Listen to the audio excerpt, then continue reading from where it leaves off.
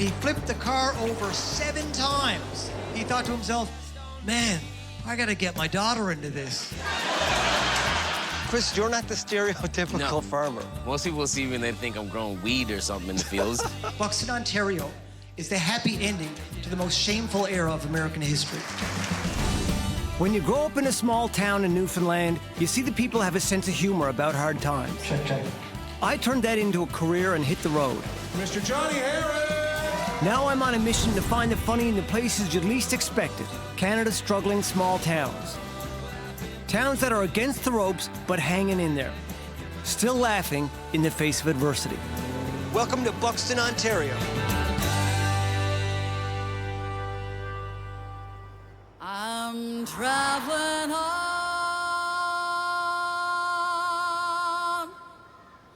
to clear blue heaven. Buxton, Ontario. It's a place unlike any I've ever visited. It's not a community that was built upon an industry. It was built upon an ideal.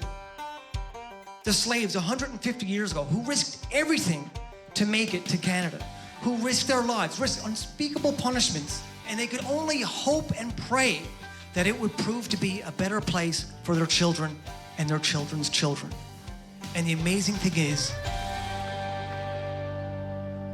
it worked.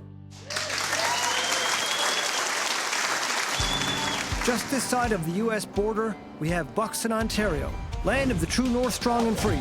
Keyword free, but don't forget North. A Canadian winter is a bit of a kick in the nuts, right?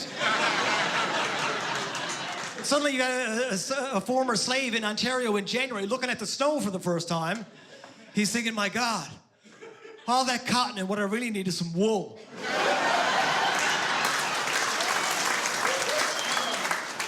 Oh, thank you for laughing at that, John. This is not the easiest gig for a comedian, right? Who's going to go to Buxton and talk to the people about the sensitive issues of history and slavery and their ancestry? Oh, I know, send the pasty Newfoundlander with the weird hair.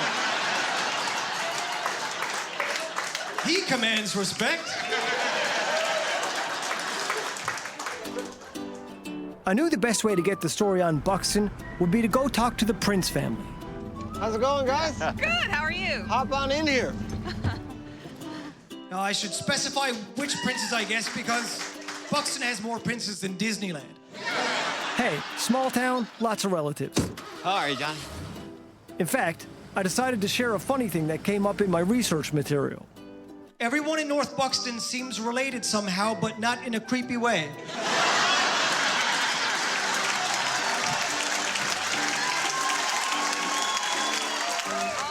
Like many Buxtonians, they're direct descendants from slaves who came here for freedom and built a community. So, how is Buxton doing these days? Well, it's certainly a village that's changing. A lot of the older people who spent their lives here have passed on, and not much business for the young people to stay around. Yeah, growing up here, there was activity just about daily because we had 2 stores. There was a post office, a mill, Gas station, a garage, you know, so it was a happening place. Now more happened than happening, I found a formerly bustling town turned monument to the past. Between the museum and the church, that's the nucleus now. Brian is a historical writer. Shannon curates the museum. They know their stuff. The Reverend William King, who was an abolitionist, came here and he founded it on an ideal: opportunity for land ownership, access to education, and a protection from racism. So when people come, we encourage them to ring the bell. Turn the wheel. Brian and Shannon showed me the Liberty Bell. If you were out in the field and you heard that bell ringing, you knew that someone or a family had arrived here in freedom. Everybody would gather, the whole community would gather and band together and help this person build their new home. It said that they could build one in a day. Yeah. Is that right? Yeah. I guess it might have got tiring after a while. You know, you have a long, hard day in the field. You sit down, kick your feet up with a cup of tea, you hear the Liberty Bell ring. It's like, great, somebody found their freedom. I better find my toolkit. Okay. We're deeply rooted here. We're farmers, so that keeps us tied to the land. My most precious farm, my great-great-grandfather, who was a slave, had bought when he grew up here in Canada. So if you ran from your master in Alabama and arrived here in Buxton and became a freed slave, a farmer, this is the kind of place that you'd be living in? Yes. Do you want to stick your head inside? Yeah. I was sort of overwhelmed by an emotion that I had trouble defining to myself, and then I realized it's pure envy. 4 bedrooms! I live downtown Toronto. 2-story, 4-bedroom. It's wonderful. This was in Toronto, this would cost you over $1 million.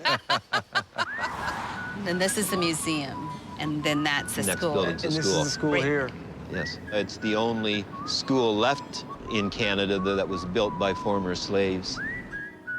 It was the first time blacks could be educated, and they took it very seriously.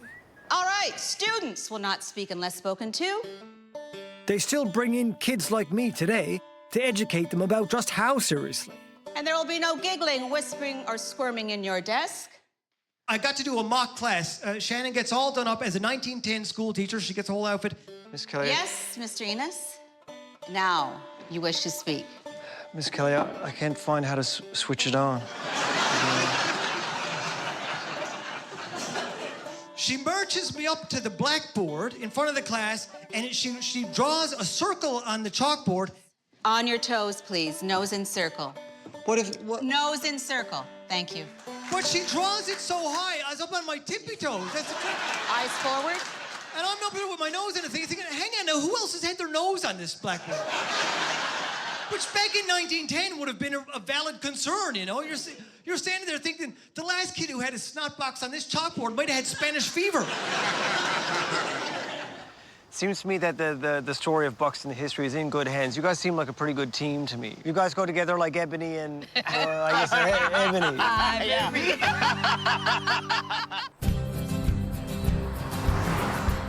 What I've noticed in Buxton since I got here is a tradition of passing the torch to the next generation. I went to visit Brad and Jeremy Egan at Bradana Woodworking. We make parts for other cabinet shops. We do butcher block tops. We make moldings, bar brackets, corbels, pillars, anything fancy on a kitchen. Bradana, Brad named it for himself and his wife, Brad and Anna. No, Donna. Brad and Donna. The last, 3 months, we've had the best months ever, 3 months in a row. In fact, they are the largest employer in all of North Buxton. They're the only employer in... So the front section of the building is the old train station. 1870, yes. The original train station from the railroad tracks, yeah. Business is going so good for these guys, they had to buy the church next to their building. They were going to tear it down because they thought it was not structurally safe anymore. Yeah. But it's a good, solid building. I guess the town would have been grateful that you guys took over the place so it wasn't going to be torn down, or... There are a couple of people that don't like to see a church used for anything but a church. But I figure, you know, Jesus doesn't mind to see some fellow carpenters come in there. I think it's... The hardest thing, I think, is you're in there with all that heavy lumber, is that if you dropped it on your foot, you'd have to run out before you could curse, right? You're like, ah!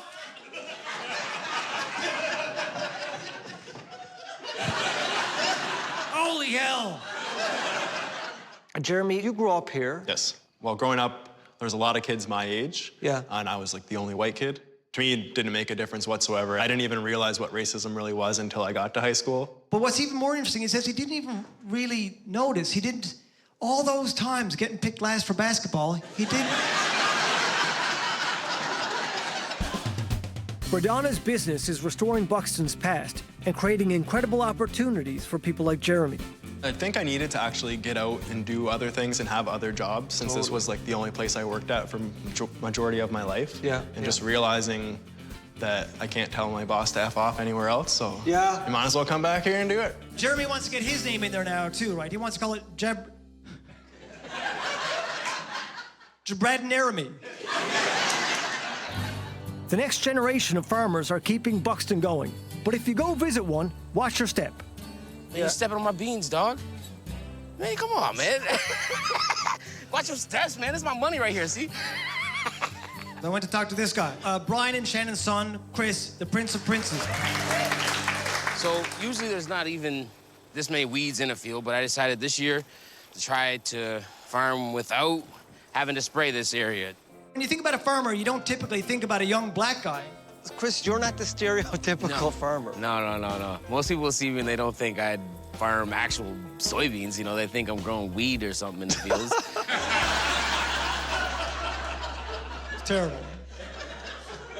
You don't grow any weed, do you? No. We'll talk after. We'll talk about it. What's the hardest part of farming now in Southern Ontario? The hardest part is the gamble. You know, you've got to sell at the right time or you're losing out on thousands and thousands of dollars. We were gonna get some weeds out in his soybean field. But it's a little easier if you got a hoe, and I got hoes. I got a broke hoe, I got a good hoe, I got hoes. So I'll get you a hoe. Aren't you married? He said, I'll go get us some hoes. He got all kinds of hoes. I don't even know what to do with a hoe. I'll show you, man. That's what I'm here for. I got you. He was very nice. He gave me the nice hoe. I had the nice hoe. I just want to give my hoe $80 and have a good cry. City folks. He's an impressive guy. This guy's a full-time farmer. Leader of the youth group. Yeah. Father of 5 and a half. And a half. You got another one on the way. On layaway. So he's also a big reason there is a youth group. Saul, do you like coming in the tractor? Yeah? The young boys, they love the farm. They love, you know, the tractors and stuff right now.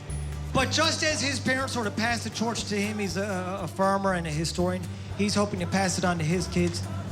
As that's what I'm doing, paying it forward. These guys will be the next generation of farmers. Yeah.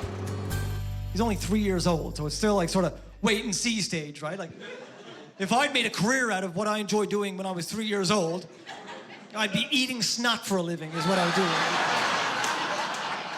But me and Chris were talking about how sort of racial lines in Buxton have dissolved over the years. And he said, man, there are no races, there's just us.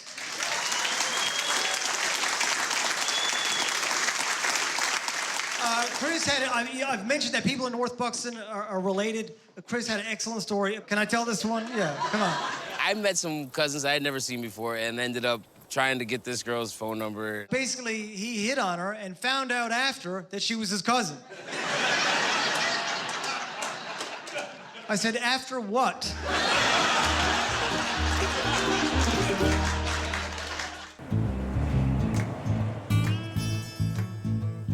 Across Canada, during the Civil War, there were 8 communities designated specifically for black slaves to come and start over. 4 of them in Ontario, and Buxton is the only one left. It's a living memorial to the Underground Railroad and the people who came here to farm and start a new life. And that's really what George has done. He came here and started a new life. A place this size would have cost me at least $1 million in Toronto. Yeah. He didn't have to face the perils of the Underground Railroad. As far as I know, he just rented a truck, I think. But George's dream, he wanted to grow vegetables and have some rows of fruit trees and sell that produce on the side of the road to the locals. It doesn't feel soft. No. The only thing is, his soil isn't good, and to get it going, he needs mulch. How much mulch would you need to cover this? I figure about 3 tons. We've all been at that place in our lives, right? Where the only thing standing between you and your dreams is 3 tons of mulch. On top of the mulch deficit, George has a few things to take care of around the house, like the house. The house is collapsing gradually. Oh, no. I'm hoping I can build it at a slightly faster rate than it's falling down. The thing is, no matter how much trouble George has had getting his farm off the ground, or in the ground, I guess, at least Buxton is a place where he can try. People will let him make a go of it. We bought the place and we hadn't even moved in. People here had come and introduced themselves. Everyone was very happy to meet us, very happy to tell us about the people who lived here before. This house is kicking my ass every day. But it's the best place I've ever lived. George, if you want to be smart about it, just tomorrow you go ring the Liberty Bell and get everybody to come build your new house.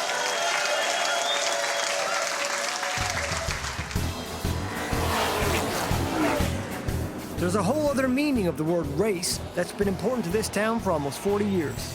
And everybody told me if I want to see the action in Buxton now, I'd have to go to South Buxton Raceway.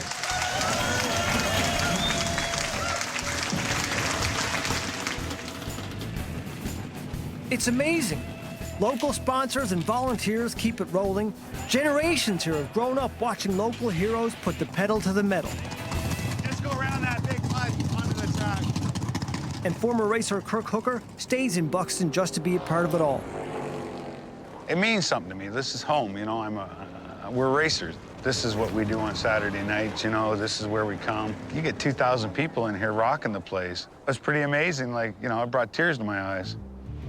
How about that? He wins the championship night, and Donnie Ray's in the 21 comes over with his first checker flag. They've got racing in the blood, and they said that would happen to me. And all the cars fly by, and then you get a dirt shower. So like, I don't know if I have racing in my blood, but I had racing in my hair and my buck crack. So I went to talk to Tiffany and Jim Ellis. Just checking the brake fluid, so I have brakes. Jim drove, but he said he had a harrowing accident at one point. He flipped the car over 7 times. And as the car was flying through the air, doing the maybe 5th or 6th flip, he thought to himself, man, I gotta get my daughter into this. She's probably about 10 years old, and she started helping me on the car, and last year I had a heart attack, so... So I just been driving by myself.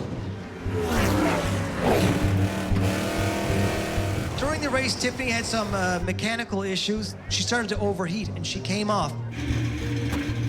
Mike, give me a 1/2-inch wrench. Right away, Jim and Mike jumped in, and they started fixing the problem. Her radiator fan broke and shredded the radiator. What? Don't even worry about the shroud, Mike. We'll just leave it the way it is. And then they were changing the tire, but the generator for the air gun didn't work. So some guys from the other team, they came over with their generator and fired it up. I'm not worried about that. I'm worried about turning on the water pump. And then even across the way, the guy that she's in direct competition with, they are tied for points. He came over to help them out. I thought, you know, if she went to him and said, hey, do you have a radiator fan? He'd be like, yeah, I got a radiator fan. Here you go.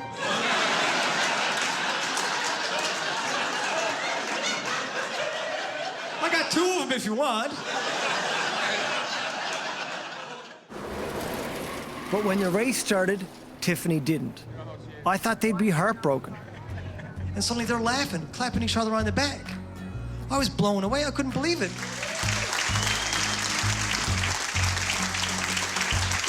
And Jim said to me, any night she comes off the track safely, he's proud of her. So it was... But it was kind of a weird moment, because there was Tiffany, who didn't get to finish her race. There's Jim, who's now got a broken down race car, and I'm the only one crying. I'm glad I had to cry, though. I had to get something out. The dirt in my eyeballs. I didn't...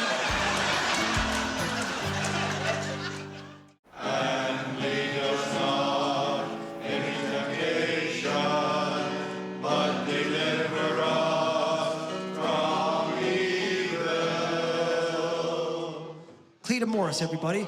She's 90 years old. And she's lived in Buxton her entire life. Cleta helps keep the culture of community together by running the men's choir.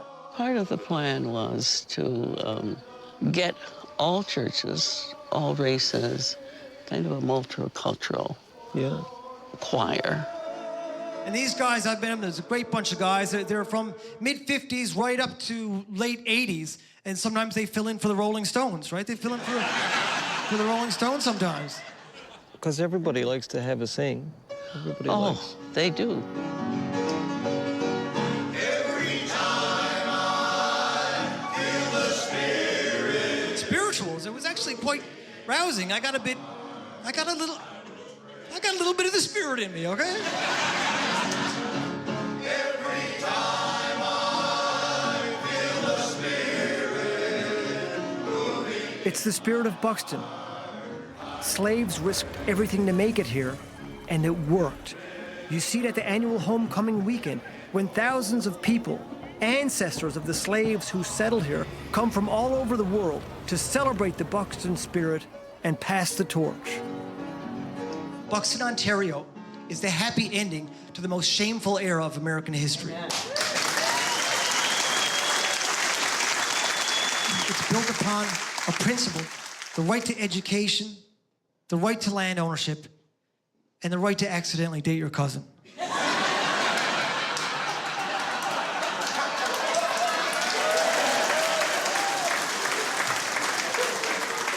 Before I came over for the show tonight, my mom called me for the first time since I got here. She said, Jonathan, how's it going in Buxton? I said, Mom, it's great. I rang the Liberty Bell, hung out with some hookers, got strapped by a school marm, kissed a dirty hoe, and sang for my salvation. She said, Jonathan, what are you talking about? I said, Mom, I'm talking about Buxton, Ontario. Thanks so much, everybody. You've been wonderful. You've been wonderful. You've been great. A real treat for the whole community. Yeah, it was. It really was. I'm pretty proud to be from Chatham, Kent, and to say that I belong to North Buxton. I don't even know what the big deal is, Johnny. She wasn't even my second cousin. She was like third, fourth cousin. I was like way down the line. It was fantastic. I just had to give my dad a hug. Making fun of me? Oh, the whole show was great. Yeah, it was all good. I like that. I'm driving Miss Daisy. It was awesome, amazing. Enjoyed it muchly. Thanks, John.